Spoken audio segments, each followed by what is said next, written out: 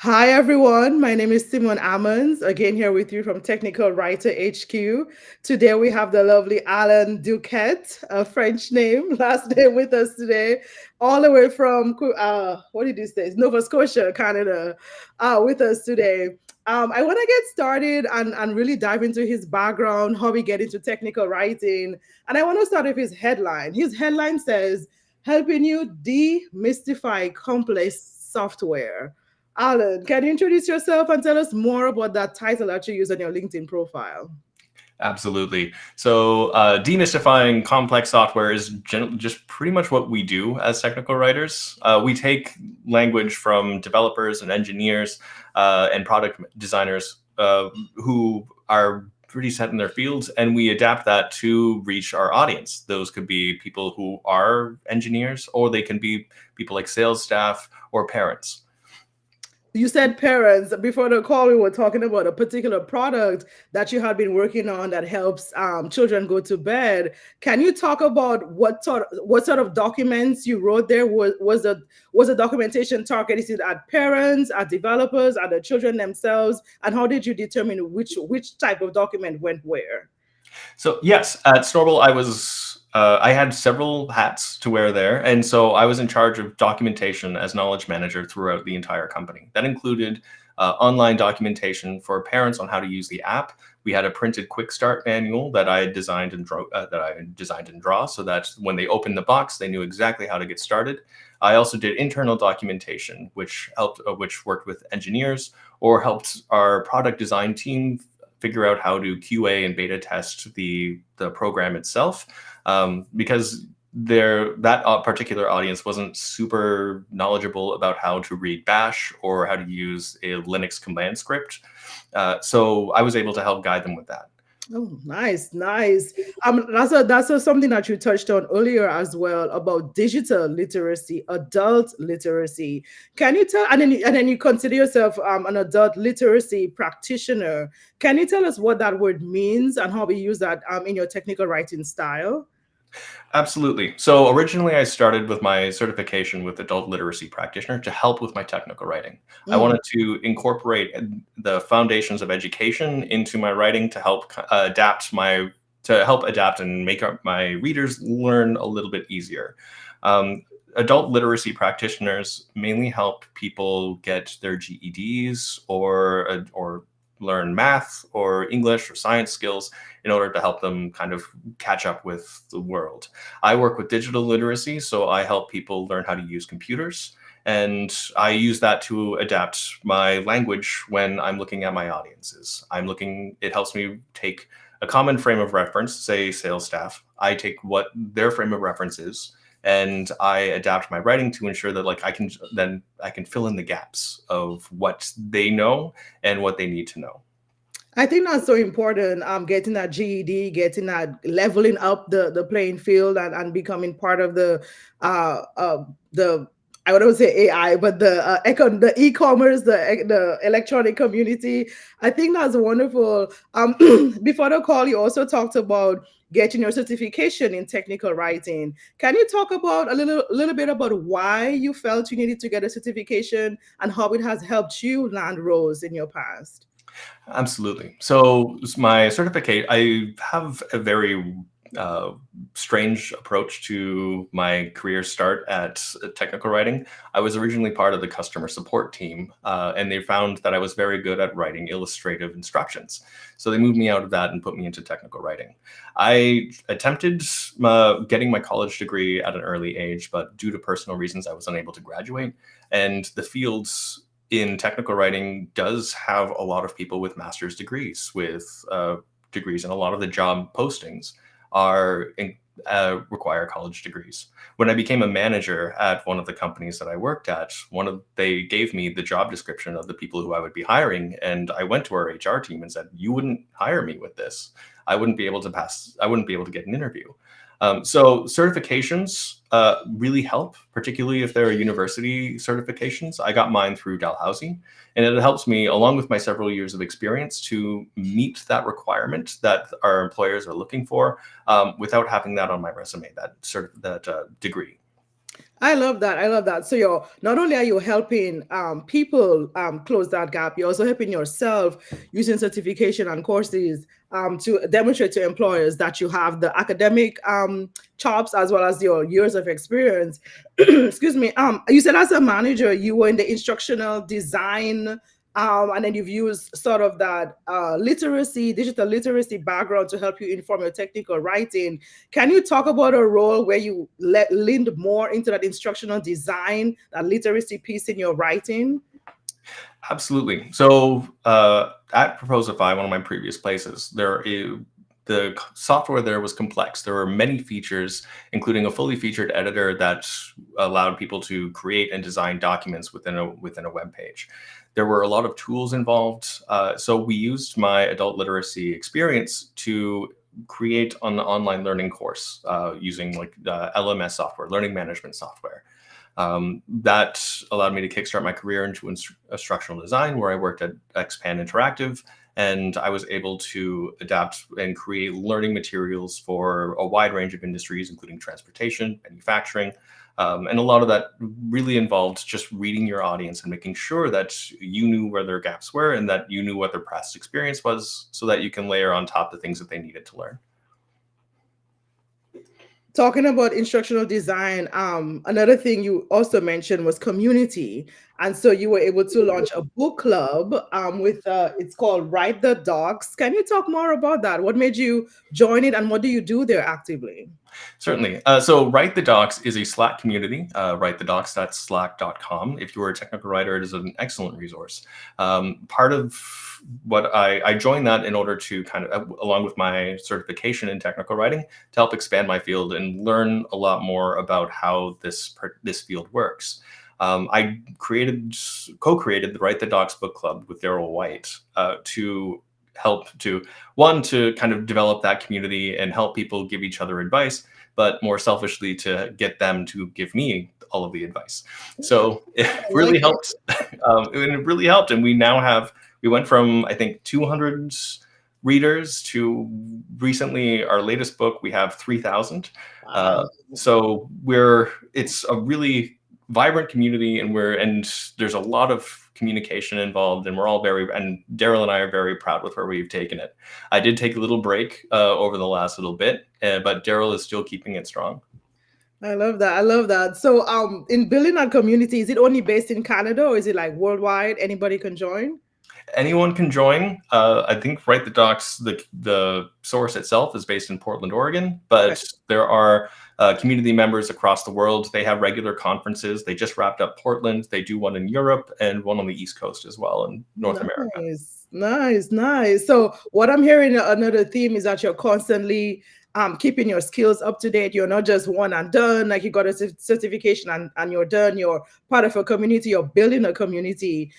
Something else I I know we talked about before we joined on was transitioning from a technical writer, which is where you develop those fundamental skills, to a technical editor. Can you tell us more about what's similar and what's different about those two types of roles? Absolutely. A technical writer, you generate the content. You take style guide and customer voices and the information that you glean from SMEs on a particular feature, and you create that content. As a technical editor, you create less content. Sometimes you are involved in the content creation process, but mainly you are establishing a cohesive brand or a cohesive voice throughout the entire process. So all of your documentation, your release notes, your API documentation, your internal documentation all match the same voice and style, which helps your readers and your internal SMEs kind of understand and and maintain the same voice. Mhm.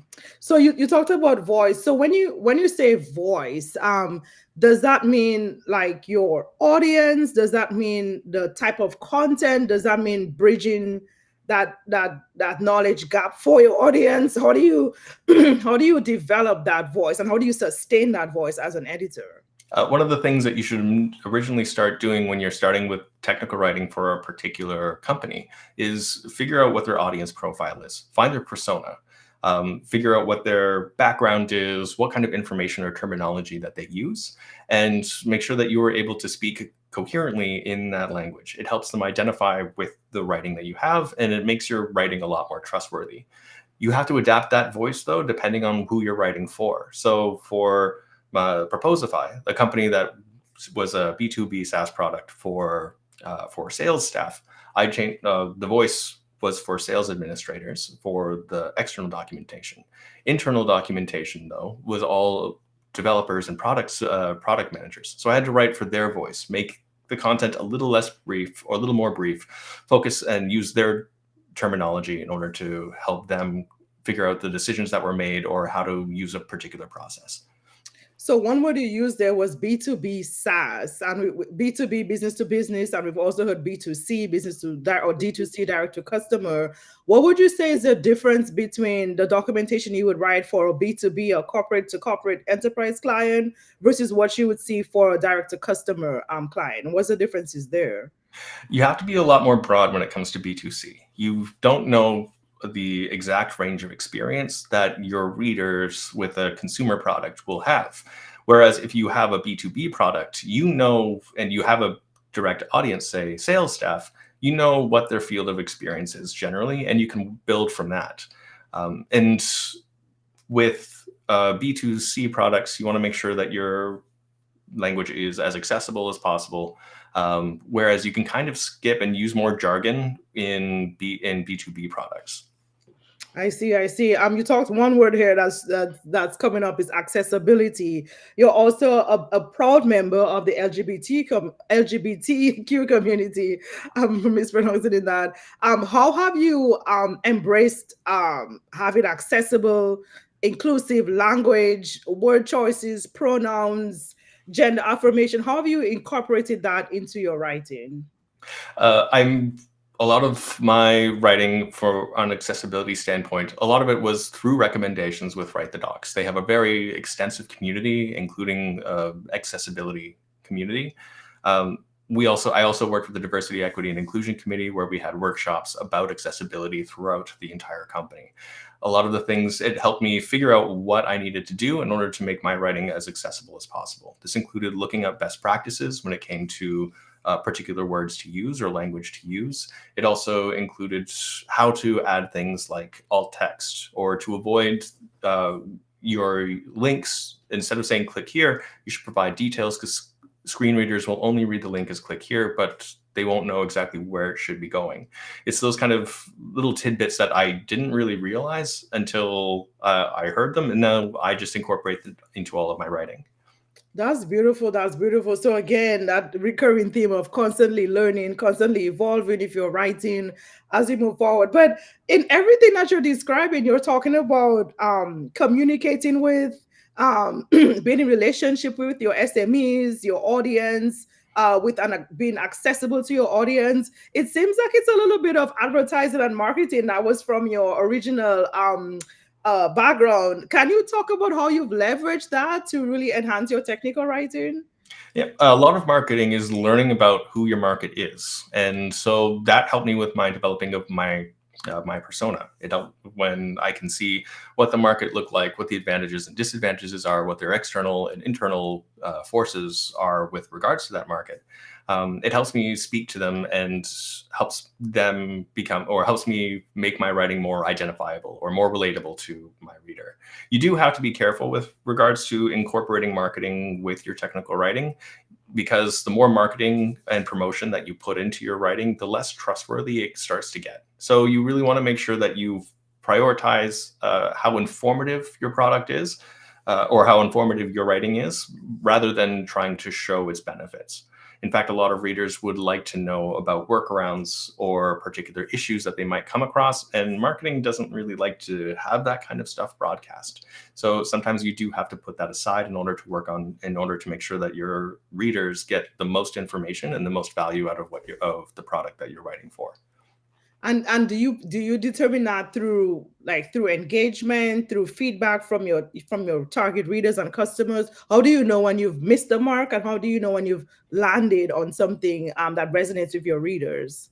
Well, the first thing that I always do is, well, I started with working with the support team, and I can't Mm. stress enough how important it is to reach out with your support team and even maybe spend a couple of days shadowing or working with the support groups in order to make sure that you understand your audience. You will also see where they are getting hung up on. You'll see the issues that they're experiencing, and your support team will let you know where people are getting the most confused, which will guide exactly what kind of articles that you should be writing in your knowledge base. Um, on top, yeah, sorry, go on. No, go ahead, go ahead. I love it, I love it. Um, yeah, sorry, I've already Okay, got. that's a should have thought. Okay, okay. But I wanted to pivot a little bit. A lot of the technical writers we have on here write SOPs, manuals, articles, white papers, long form content. One of the bigger things I see in your background and your profile is online courses, which tend to be bigger, bulkier. People are pressed for time. Any highlights, best practices when it comes to developing the content, any pre-work before you even start writing that first lesson plan, any highlights, tips for our listeners? Oh, for sure. One, technical writing and instructional design are two very different monsters. I have discovered this a little too late. I was getting into instructional design to help beef up my technical writing credentials, and I realized that they are entirely different things. So you do want to kind of set aside what you would usually do as a technical writer and uh, mainly focus on retention. You want to make sure that whatever you're writing lays down the foundations from the beginning, and your end result is to have them set certain tasks. So setting learning objectives is incredibly important when you're writing these courses. You want to make sure that by the end of whatever period you have, that they will be able to perform the assigned tasks that you have done, or that you have laid out, or what the objective is for this course. Um, the other thing about instructional design that is very important is that you want to make sure that the content that you use is not as wordy or not as dense as maybe some technical writing content is. There's only a limited amount that someone can retain within a 15-minute course, so you really want to keep it bare bones. And then another thing is you want to continue with knowledge checks. And this is actually very useful for technical writing. Bring back what you have covered as a quick question. Double check to make sure that they understand what they have just learned before they move on and you start stacking more onto that foundation. I love it. I love it. Something else I also see throughout is you use the word designing and writing learning experiences. When you say designing, can you expand more what that means? Any of the pre-work or prep work that you have to do even before you start writing your first word? Yeah, a lot of, so originally before I became a technical writer, in my spare time I would draw and write comics. So Ah, and a lot of how I got into technical writing, and one of my talents was the screenshots that I would draw actually took design principles from comics, where I would make sure that iFlow was in a particular way where it would outline that feature, and or I ah. would use contrast as well, or empty space around what I needed in order to really highlight what I needed them to see. The design is also about figuring out what your style is, matching what you are going to be writing with your brand, including web page layout or resource materials, and even branded colors. What kind of colors will you use for your callouts? These are all very important. Sorry, my daughter's making so much noise upstairs. We had a mom on the webinar yesterday, and it was anyway. It was great. It was great. Mom's life is lifing. We have a few more minutes left, but just to recap, starting with your academic experience in the advertising marketing sphere, and then using your certification in technical writing to demonstrate to employers that you had the chops, even though you had been a practicing technical writer for quite some time, and then delving into instructional design, online courses, and then building that community. Anything, would you change any of that trajectory, knowing what you know now from when you started? Anything at all? I really enjoyed my time with Expand, but I find that my talent and my drive is technical writing. I Mm, do like being able to write and expressing the ideas given by the engineers. I do, and I find that there's a lot more community building involved in that. You talk to a lot of different departments. You are the informative glue that kind of holds all of the information structure together throughout that organization. And I do, and I find that that is more of my passion. If you are and technical writing isn't just sitting in a corner and writing what is given to you. You have to make connections. You have to divide. You have to make friendships, build, show some vulnerability, and you develop a great rapport with your company that way. And so I'm definitely excited about technical writing a lot more, and I feel like I would have focused more on that. If okay, I had knowing the what chance. you know now. Yesterday, we were talking to Alexis, and she talked about technical writing being you are the conductor of an orchestra, and today you're saying you're the what did you say, the departmental glue? Is that the word that the organizational glue? So I'm hearing this theme again, where it's so many different departments: engineering, SMEs, products. Sales people that may or may not interact with each other, even though it's over the same product, and that technical writing is what is uniting all of this. Some they shouldn't be disparate sections, but sometimes they can be a little bit separated around. Any insights on that front where you are that glue? Any you want to expand on that a little bit more? One of the things that I really loved about working with in an office. We're now most of the places I'm looking at are remote, but Yeah. working in an office was being able to sit down at lunch and ask and just talk about how someone's day was going. You would find just having that conversation about what projects they were working on or what they were doing or how their day was going. You'd find little tidbits about the feature that they were writing for or Mm. that you will be writing for. Sometimes they would talk about a feature that they didn't really tell me they were working on. And then I could dig in further and be like, wait, what are you working on? What is this? You're adding a button? You didn't tell me that there was a button. Where is this button? So in a remote setting, how do you overcome some of that disconnect that kind of happens when you're spread across the globe? What I tend to do is I start following up with people, just asking how their day is going, or I will just make kind of quippy jokes as I'm talking, help people kind of disarm. And Yeah. you do have to also understand time zones, so respecting their time is very important. But making sure that like the way that you talk with people isn't just about uh, getting what you need, but actually developing that kind of friendship, making sure that it helps make sure that they're going to be more open with what they share and they're going to be more happy to bring you into the conversation. Man, technical rising, man, there's a lot going on. So for our listeners out there, we've had this fabulous conversation with Alan, all the way from his days of academia into getting specialized skills with a certification and maintaining those skills through his community to dive into accessibility and the different ways we can make documentation accessible to all types of readers. So any last remarks before we close out? Any I don't know, the one thing that resonates with you as a technical writer. Last word. Oh, No pressure. no pressure. Put me on the spot. I really think that a lot of people see the technical writing as something where you're sitting in the background and just writing what other people do. I really can't stress enough how important it is that you need that as a technical writer.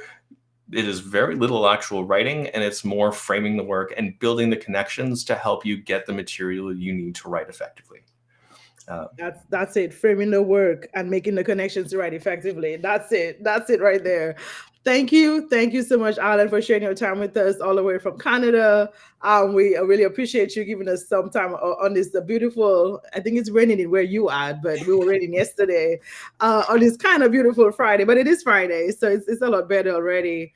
Thank you so much for your time and sharing your insights with us. Thank you so much. No problem. I'm very happy to be here. Thank you All very right. much.